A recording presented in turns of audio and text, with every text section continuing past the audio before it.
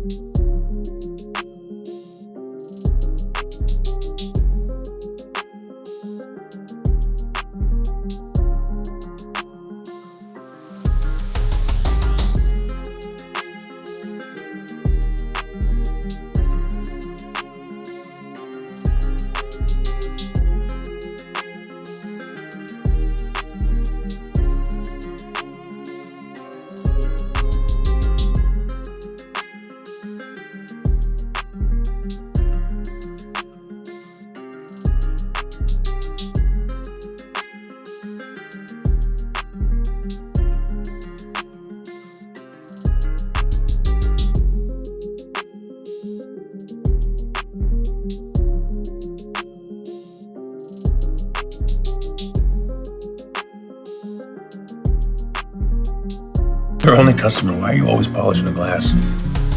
Trick of the trade. Makes people nervous when a bartender just stands there. So lay some bartender wisdom on me. I'm lost in space here. You're not where you want to be. You feel like you're supposed to be somewhere else. You said it. Well, say you could snap your fingers and be wherever you wanted to be. I bet you'd still feel this way, not in the right place. The point is, you can't get so hung up on where you'd rather be that you forget how to make the most of where you are. What are you telling me? Take a break from worrying about what you can't control. Live a little.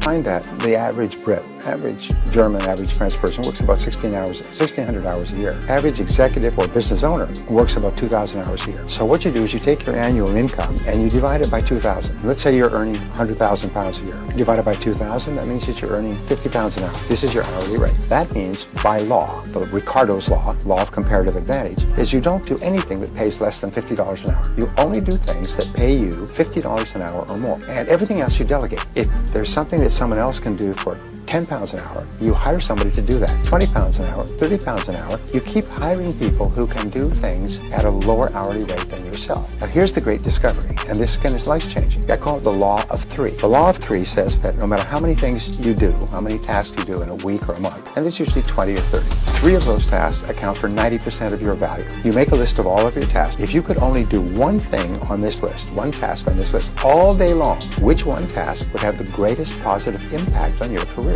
So you put a circle around it. And you say, if you could only do 2 things all day long, which would be number 2? And you put a circle around that. If you could only do 3 things all day long, which would be number 3? And you realize, oh my God, everything else is secondary. Soon-to-be husband, like, he treats me well, he respects me, I don't have to ask for anything, but at the same time, I also do what I'm supposed to do with a woman. I cook, I clean, I suck, I fuck, I shut the fuck up. So I know how to keep my man. I feel like your dad is a role model. Definitely. Why is that? Probably because I look up to him. What do you see that we don't see about your dad? Probably his insides. You see what your dad goes through on a day-by-day basis? Yeah. You take that in by yourself?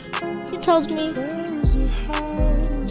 when we lay down. I think we're all crying, dog.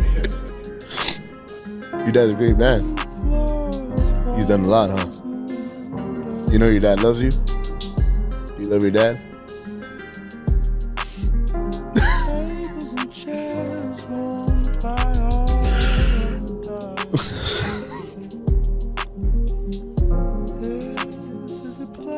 What's one thing that your dad has taught you?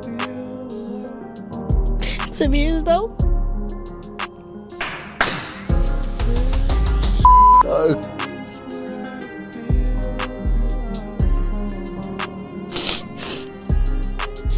This is different, huh?